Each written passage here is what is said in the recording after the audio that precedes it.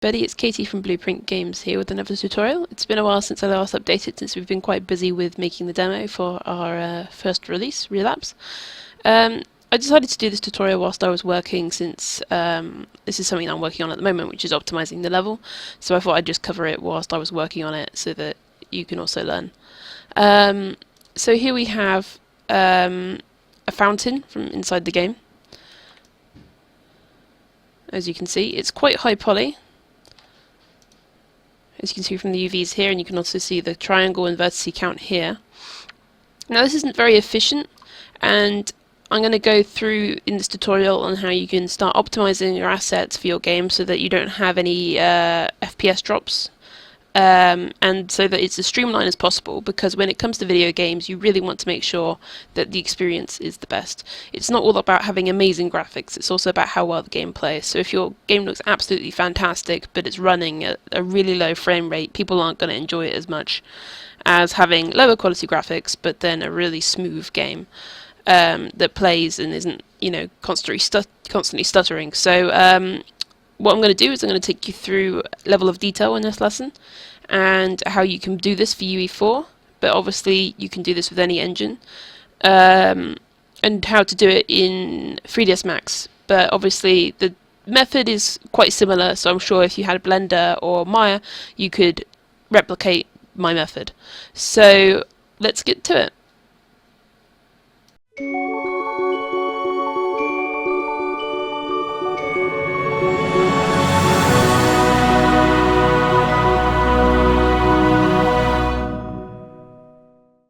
Start off with a quick lesson on what LODs are. It stands for level of detail, and I'm going to show you an example from inside the editor now for something that I've previously done.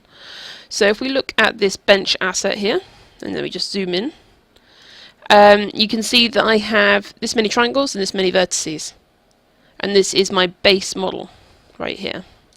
So there's a lot of detail in this. You can see the UVs here. But as I start to zoom out, because I've got these level of details here, so level of detail 1, level of detail 2, as I start to zoom out, you'll see that the triangles and vertices are changing, and it's because I've actually made a different mesh, so that when you start to zoom out and you get further away from the object inside the game, it replaces the mesh with something with less detail. Because when you're starting to, when you're playing a game, if you've got a bench that's miles away but you still want it to be seen, you don't want it to be rendering all the polygons, because that is a waste of space, a waste of RAM. And so we're replacing it with this low poly version. If I start to zoom away even more, we've taken that right down, so it's about 300 polys at the moment. And this will make sure that if you've got thousands of these benches, as long as you're far away from them, you're not going to be rendering that much onto your screen. So I'm going to take you through how to do what I've done here with this bench, but with the fountain. So you'll need to open up your application of choice. So I'm doing this in 3ds Max, and I've got 3 different versions of the same model here. So what I've done is I've taken the original version and I have copied it by just shift click and drag that out, and I've made a copy. So this is going to be my base LOD. So this is how it's going to start off when you're really close to the model inside the editor. But what we're going to do is we're going to slowly reduce the polygon count and go down these models, and reduce more and more of the polygon count until we get something that still looks alright from a distance, because you're not going to notice there's missing polygons from like far away, and you're not going to be rendering all the polygons. So let's start with the first LOD. So to get started, I thought I'd just delete these ones, and you'll see why later. Right, where's my grid? Press G to get your grid up if it isn't already. Okay, let's start with this one. So what I'm going to do is I'm going to isolate this so I can just concentrate on this by itself.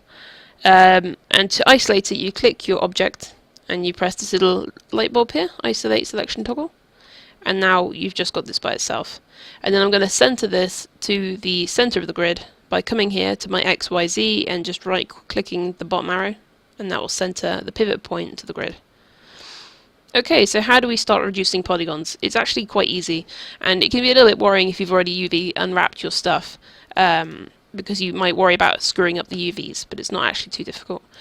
So we're going to start off by only deleting a few polygons, because we don't want to, when you're starting to move away from the object, you don't really want to see an obvious change, because when you zoom away from the bench that I showed you, you don't really notice it changing and deleting those polygons. So let's start off quite simple. So we've got quite a few details here. So let's start here. So I'm going to click the line here, and I'm going to go to loop, and that's going to select all of the line around there, and I'm just going to delete this out. And to do that, I press Control and backspace. And if you go into vertice mode, you'll see that it's deleted the vertices as well. So it's really important to do a Control backspace. So I'm just going to go through and select what I want to delete, something that isn't too obvious from a distance. And it's sort of to do with your personal preference on what you think would look better. So once again, Control backspace, and I'll just go through here and once again loop. And I think there's another way than just Control backspace. Let me look for it. That's just the shortcut. I think it's remove, edit edges. There you go, remove, and that should have the same effect. Oh, it hasn't. It's not removed the vertices, so don't do that. I'd stick to the Control backspace. It's a handy little, it makes it a lot easier to do. It's a lot quicker. So yeah, just go through and sort of select the polygons that you think aren't too important from a distance. So here, obviously, you want to sort of slowly make the gaps bigger without losing too much detail. There we go. So obviously, if you're going to here, for example, is quite an important pinch point, and it sort of helps to define the shape, the silhouette of the object. So if I was to delete that, I think it'd be a lot more noticeable when you're starting to zoom out. So we'll obviously do that later on with one of the other level of detail meshes when you're really far away, because you're not going to notice that little pinch point. But for now, I'm going to leave it in because this is just one of the first level of detail parts. So loop and delete, and that's quite a big difference. Maybe this one actually. See, just very slight changes at the moment. That's quite a big change as well. Yes, that's better. Okay, so I'm just going to go through and continue deleting things that don't really need to be there. Oh, there could be a lot done on this bowl, really.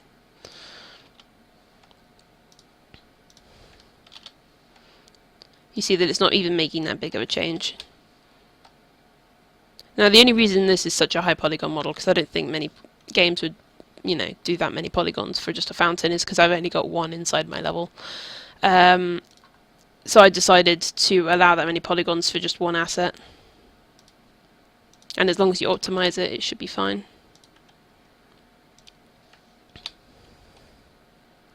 Like so. So I'm just going to go through this video, speed forward in time, going to pause it, and then come back when I've done my first level of detail model, so you don't have to sit here and watch this. If you're confused at any point, another thing you could do actually, let me just mention this quickly, is you don't have to have just these getting deleted. You could also go like this, so I could click here and press ring. Oh, wrong one. Click here and press loop. And I could actually get rid of that as well, you see? So you don't have to just go in one direction. So yeah, what I'm going to do is I'm going to go through here and just slowly change this model, so you don't have to sit here and just watch me do it. What I might do actually is still continue to record, but speed up this section so you can just see the process sped up, so you'll get the idea of what I'm doing. So I'm just going to speed up from this point.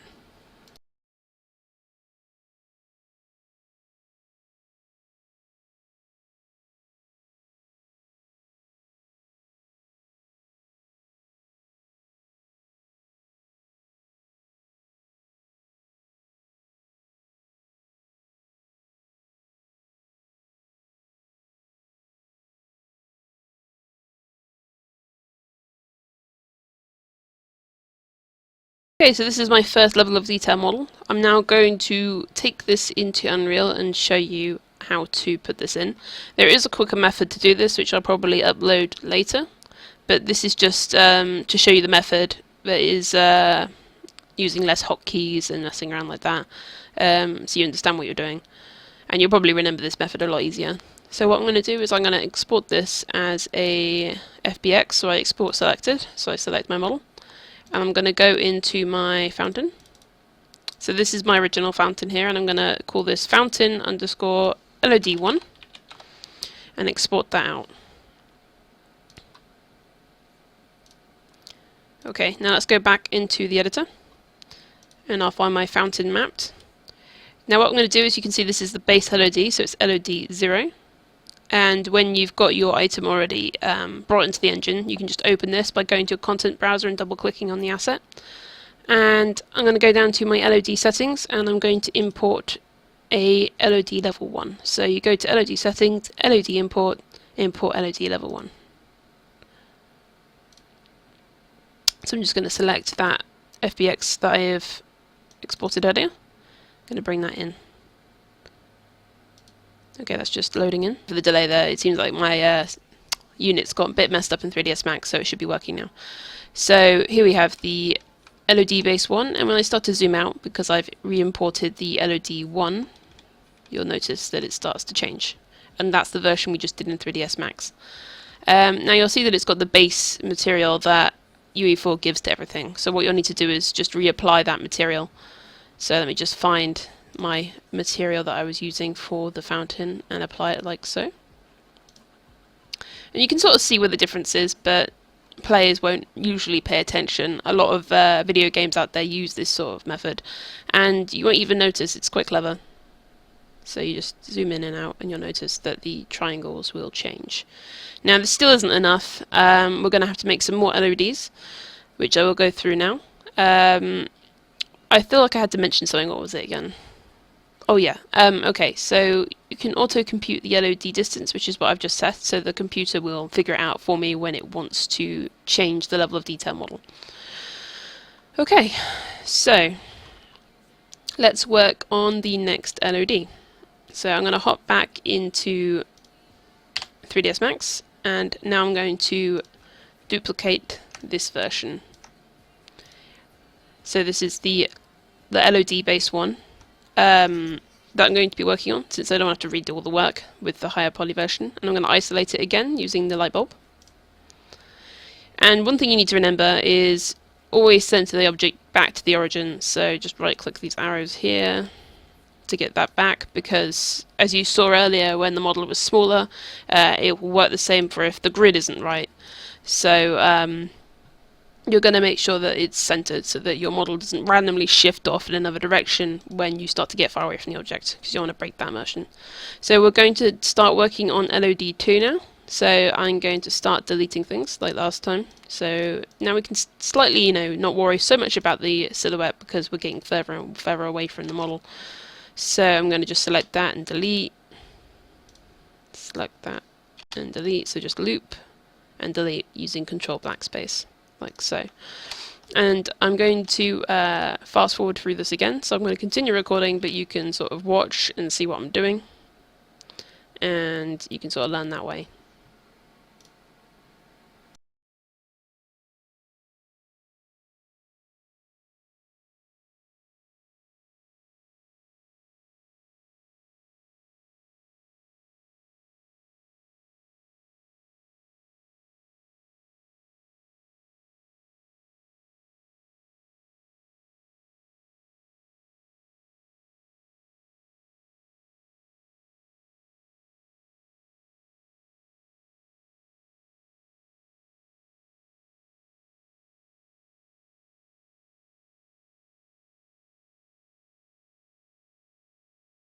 Okay, so this is my LOD2. Now I'm thinking that this is already quite low polygon. You probably noticed as well that I went a little bit crazy on deleting detail inside.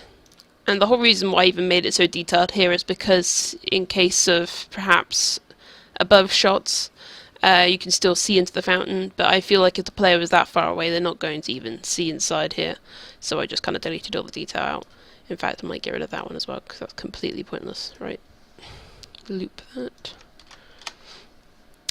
So I think that this could still be reduced a bit longer, or a bit more, sorry. But I'm probably going to leave that for another LOD, because I don't want to have it too drastically change as the player walks away.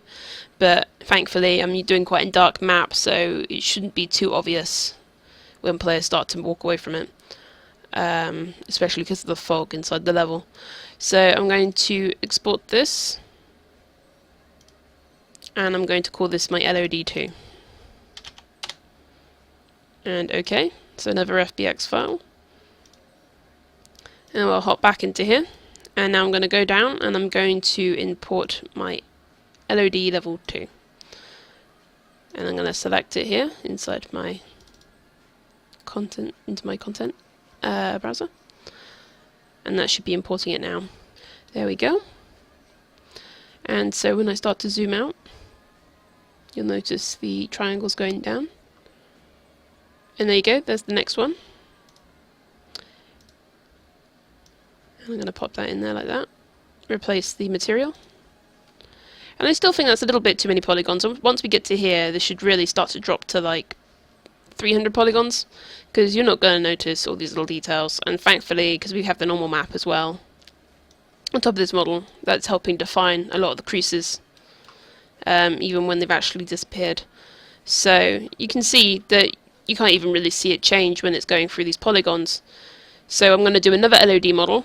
Hopefully by now you guys have got the point of how to do this, but I'm going to record this section anyway, just because it's, you know, repetition, it's good to watch. I learned quite a lot through watching other people work. I've been asked before, how do I learn these sort of things, and I did go to university for it, but you don't really get taught a lot at university. It's a lot of self-study. So watching people do speed paints or speed sculpts are really useful, because you still pick stuff up from their technique. So I'll just continue to record for your benefit. If you want to continue watching, that's fine. If you're going to go now, then I really hope you learned a lot, and you can always ask questions below and I'll try and help you the best I can. I respond quite quickly.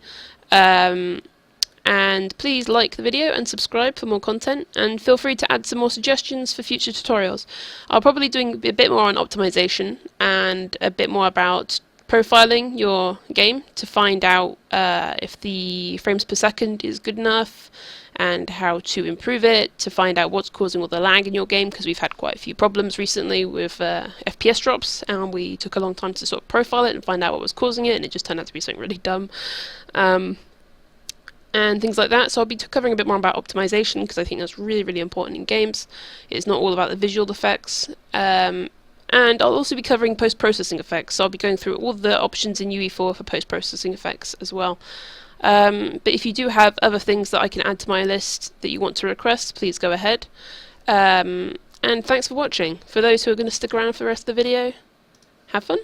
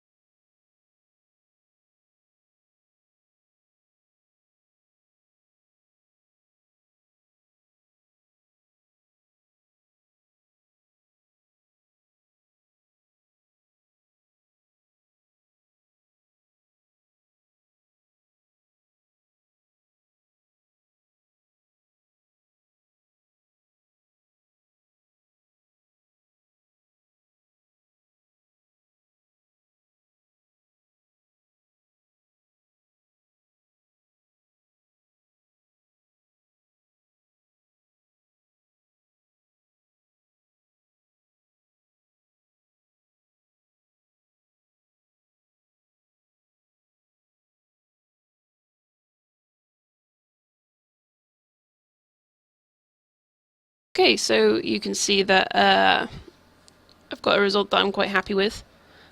You start off with around about 1,000 polygons, and as we start to zoom out, you lose more and more polygons as you go, and you can't really tell the transition. I think it's thanks to Unreal for auto computing the distance, I think, because it sort of calculates when would be the best time to do it. And then we're down to 2,000, keep going, 1,500, keep going, and we eventually get down to about 450 polys. And you can sort of see the edges here where it's starting to go a bit wonky, but I don't think many players are going to start to notice that because it's so far away. And as they move, they're not going to really notice the transitioning. You might only notice it if you're actually looking for it when you're playing a game.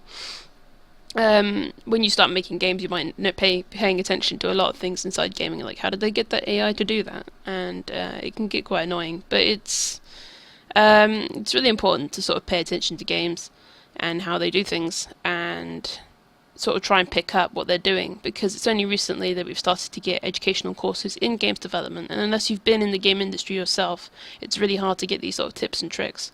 So you'll succeed a lot by perhaps downloading test levels that Epic have done inside the UE4 marketplace, the free ones. If you have some spare cash, you could even download the other ones that the community have done, and sort of study those, and you'll see how they've put together the levels, and you'll learn a lot from just dissecting these sort of things.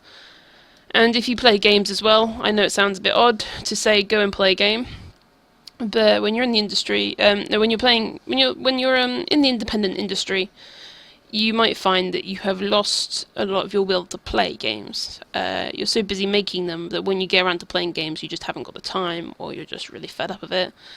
I noticed that when I started making games, the amount of games I'm playing has massively gone down.